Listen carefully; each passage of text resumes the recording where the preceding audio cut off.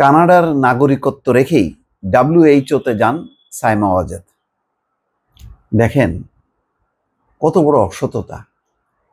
যিনি বাংলাদেশকে রিপ্রেজেন্ট করছেন তিনি বাংলাদেশের নাগরিকত্ব নন, পরিপূর্ণভাবে নন।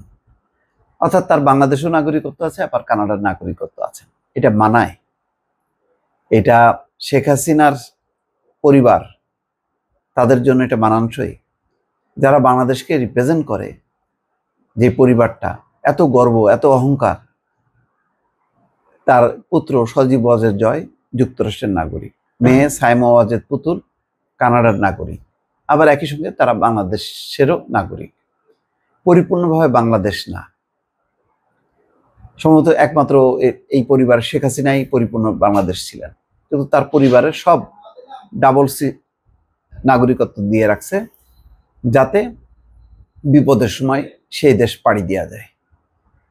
তো এই যদি মনোবৃত্তি হয়, এরা দেশ শাসন করে, বড় বড় লেকচার দেয়, দেশপ্রেমের কথা বলে, স্বাধীনতা মুক্তিযুদ্ধের কথা বলে, যাদের নিজেদের মধ্যে এত ভেজাল, যারা নিজেরাই, যে পরিবারটা নিজেরাই মানে পরিপূর্ণ বাংলাদেশি না। আর সাইমা ওয়াজেদ পুতুল সে বাংলাদেশের পক্ষ থেকে হচ্ছে নির্বাচিত হন আঞ্চলিক পরিচালক হিসেবে ডাব্লিউএইচওতে।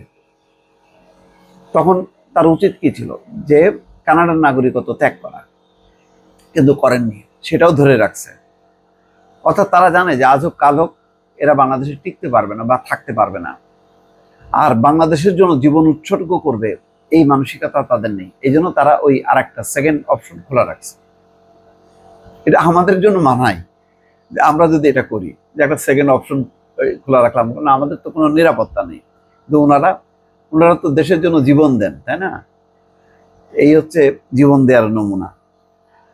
জুলাই গণঅভ্যুত্থানে ক্ষমতাচ্যুত প্রধানমন্ত্রী শেখ হাসিনার মেয়ে সাইমা ওয়াজেদ পুতুল বাংলাদেশের পাশাপাশি কানাডারও নাগরিক। যদিও তিনি বাংলাদেশের মনোনীত প্রার্থী হিসাবে বিশ্ব স্বাস্থ্য সংস্থা অর্থাৎ ডাব্লিউএইচওর দক্ষিণ পূর্ব এশিয়া অঞ্চলের পরিচালক হন, অর্থাৎ দক্ষিণ পূর্ব এশিয়ার আঞ্চলিক পরিচালক তিনি। দুর্নীতি দমন কমিশন বলছে মনোনয়নকালে, যখন মনোনয়ন দেওয়া হয়, তিনি কানাডার নাগরিক ছিলেন। দ্বৈত নাগরিকত্ব চেয়ে আবেদন করে সনদ নেওয়া যায়।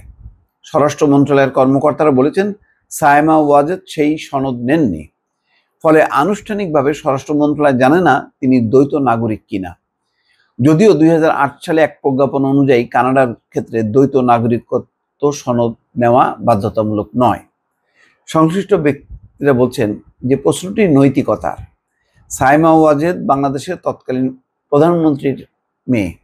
ডাব্লিউএইচওর দক্ষিণ পূর্ব এশিয়া অঞ্চলের পরিচালক পদে বাংলাদেশের প্রার্থী হিসাবে তার মনোনয়ন তখনই প্রশ্নবিদ্ধ ছিল। এখন কানাডার নাগরিকত্ব থাকার বিষয়টি সামনে চলে আসায় সেটি আবার প্রমাণ হলো যে তিনি আসলে বাংলাদেশকে রিপ্রেজেন্ট করছেন না পরিপূর্ণভাবে।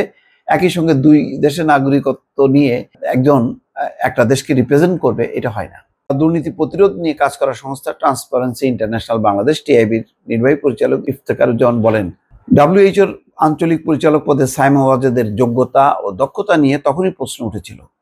তিনি যদি দ্বৈত নাগরিক হয়ে বাংলাদেশের মনোনয়নে ডাব্লিউএইচওতে যান, সেইটা নৈতিকভাবে গ্রহণযোগ্য নয়।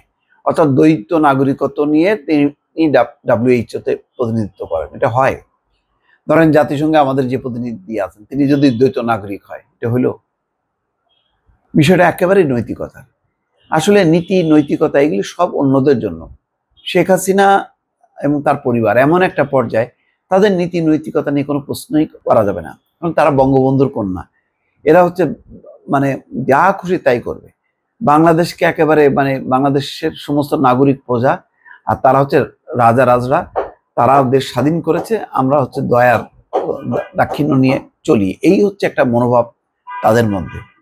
সেই কারণে এরা কোনো নৈতিকতার ধার ধারে না। আজকে দেখেন টিউলিপ সিদ্দিক, তার গুলশানে বাড়ি পাওয়া যাচ্ছে, ওই গাজীপুরে তার বাংলো পাওয়া যাচ্ছে, আবার লন্ডনেও পাওয়া যাচ্ছে, সবই হচ্ছে অন্যের টাকা। আবার তিনি ব্রিটিশ এমপি, ব্রিটিশ মন্ত্রী। তার যে পরিণতি, সেই পরিণতি থেকে কিন্তু সাইমা ওয়াজেদ পুতুল শিক্ষা নিলেন না। যেখানে বাংলাদেশে তার বিরুদ্ধে মামলা হয়েছে, সে বাংলাদেশের আদালতকে ফেস করবে, এখনো তিনি আঞ্চলিক পরিচালক পদ ধরে বসে আছেন। দর্শক ভালো থাকবেন, আল্লাহ হাফেজ।